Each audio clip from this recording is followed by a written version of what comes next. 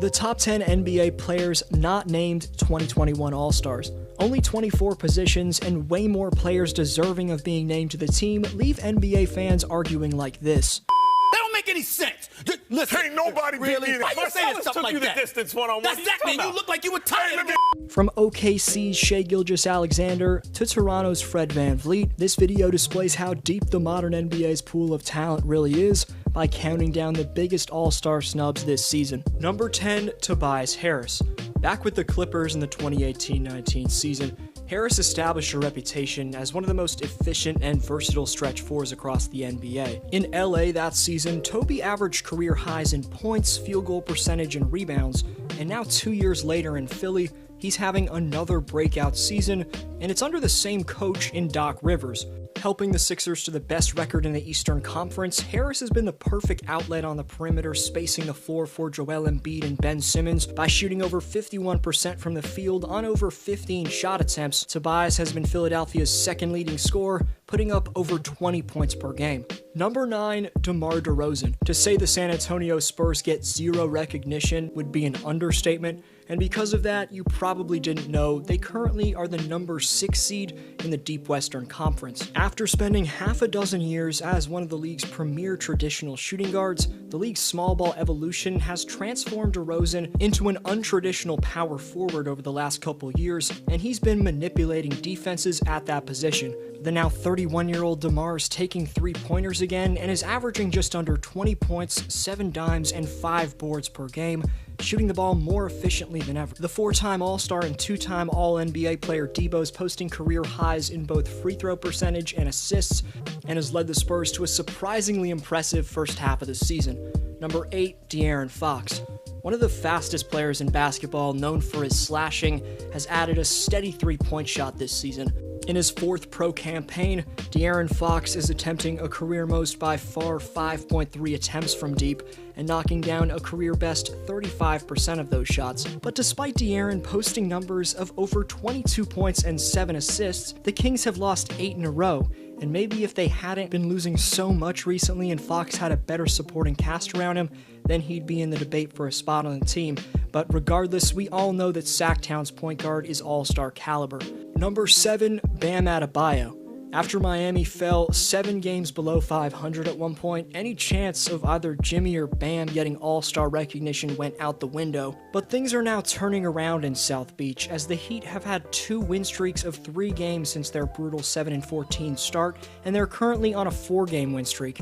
But with Butler missing 12 of Miami's first 18 games, it was the franchise's 23-year-old athletic phenom at center Bam Adebayo putting the team on his back. But Bam's been even better since Jimmy returned at the end of January, as since that time, Bam Bam's posting averages of nearly 21 points, 9 rebounds, and 9 assists per game, and he's also posted 4 triple-doubles. On the year overall, which is Bam's 4th as a pro, he's improved his dominance in the paint, as the 6'9 center is averaging 81.3% in the restricted area, and he has a higher assist rate than any big man besides Nikola Jokic, and continues to be an extremely versatile defender on the other end, a shot-blocking menace. Number 6, Jimmy Butler. Bam's teammate in Miami hasn't been himself this season, struggling to stay healthy, and has barely been a threat from behind the three-point line. But if you know anything about basketball, you know that Jimmy Bucket shows up when his team needs him most, so even though he's shooting a shockingly bad 16% from three-point range while attempting only 1 three-pointer per game, Butler's impact on both ends of the floor can't be fully measured by statistics. He's as tough as nails both mentally and physically, he can create shots off the bounce seamlessly, not to mention, he's still one of the strongest, smartest, and most laterally quick perimeter defenders in the game. Bottom line is, you can't forget, this is the guy who carried Miami to the finals last year by bailing them out with clutch shots. Number 5, Chris Middleton. Larry Bird, Dirk Nowitzki, Kevin Durant, and Steph Curry are the only 4 players in NBA history to have shooting percentages of at least 50% from the field, 40% from 3, and 90% from the free throw line, while averaging over 20 points per game.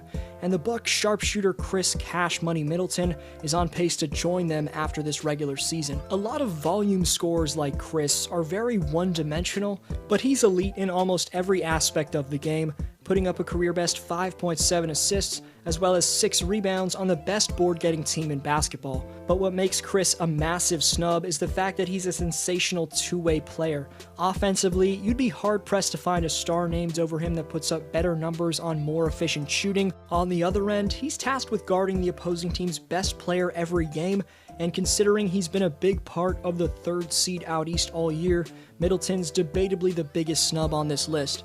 Number 4, Domantas Sabonis. The Indiana Pacers' rising power forward Domantas Sabonis is the first player in NBA history to average 20, 10, and 5 and not make the All-Star team, significantly vamping Indiana's offensive flow.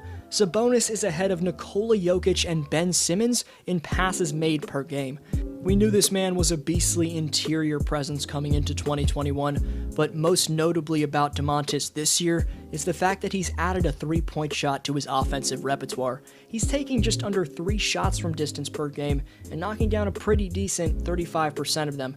You could argue Dom should be ranked higher, but he's not the greatest interior defender. He struggles on defense generally, but other than that, Indiana's power forward is elite in every other area. Number 3, Fred VanVleet. The NBA champion Steady Freddy is not only having the best season of his career offensively, but he's maintaining a reputation as one of the peskiest perimeter defenders in the league.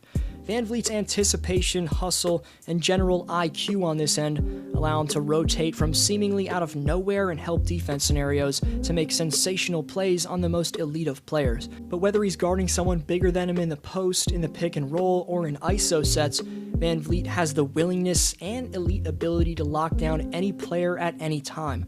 Fred's currently 4th out of all NBA players in steals per game, but offensively is where the undrafted sensation separated himself as a legitimate all-star candidate in 2021. VanVleet has exceptional shooting mechanics, which allows him to maintain balance even when taking jumpers off the dribble from nearly the logo. For the Raptors this year, he's taking just under 9 threes each night and hitting a very respectable 38% of them, so it's safe to say that the future of Toronto's point guard position is in great hands with Fred VanVleet. Number 2, Trae Young. Ice Trae's devastating combination of elite deep-range sniping and Hall of Fame-like passing ability make him an undoubtable top 3 player on this list. In the midst of a breakout campaign, Trae Young was selected as a starter for the 2020 NBA All-Star Game, and he was quite busy during All-Star Weekend last year, participating in the Rising Stars Challenge, the 3-point contest, and then he put up a double-double in Sunday's main event. But this year, for the first time in his young career, no pun intended, Trae won't be headed to All-Star Weekend, given he's averaging 27 points and 10 assists on a very respectable shooting line of 43, 37, and 88. It's pretty damn insane that the former Oklahoma Sooner isn't making his second All-Star appearance. And considering Atlanta's competing for the playoffs for the first time in a while Trae's doing this, that also makes him an All-Star snub. But while Young's one-on-one game plus flashy passing and shooting, you could argue are significantly better than any player on this list, he gives up a bit too much defensively to be ranked any higher than number 2.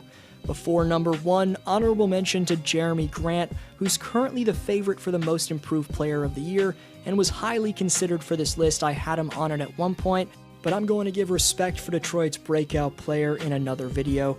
Number 1, Shai Gilgeous-Alexander. The day after being snubbed from the All-Star team, third-year shot creator Shai Gilgeous-Alexander had a chip on his shoulder and posted 42 points against the San Antonio Spurs, the first time in his career that he reached the 40-point mark. But on both ends of the floor, the 22-year-old's impact is undeniably better than anyone on this list. Putting the Thunder's seeding aside, SGA's importance to the Thunder is equally, if not more important than Donovan Mitchell of the Utah Jazz. Not saying Donovan didn't deserve a spot, but looking at a direct comparison, Mitchell scores 1.7 points more, but he takes 4.1 extra shots to that of SGA. Also, Utah has a significantly better roster than OKC, of course, meaning Mitchell gets easier shots given players like Gobert, Conley, Bojan Bogdanovic, and Jordan Clarkson open up the court for him. More notably, SGA averages more dimes, boards, and steals than D-Mitch, yet it's the shooting efficiency that offers the best argument. Even when bringing in Phoenix's Chris Paul into the equation, other than free throw percentage and 3-point attempt rate, Gilgeous-Alexander tops CP3 and Spida in every other category. Again, not saying that CP3 and Donovan don't deserve spots in the All-Star game, but on the other end, at 6'6" with a 7-foot wingspan, Shai's lateral quickness plus IQ matches his physical gifts, and to become a top-notch defender, he only needs to add some muscle, but he's already a pretty damn good defender. But overall, how Shai's annually improved his stats and overall maturity throughout his 3 career seasons make you question just how special of a talent that the Oklahoma City Thunder possess. So SGA's the best player not in the All-Star game, but that's just my take. Now I want to know your thoughts down below. Who's the best non-All-Star? Who's the biggest snub? You're the best for sticking around. This was D-Flow, and I'll see you next video.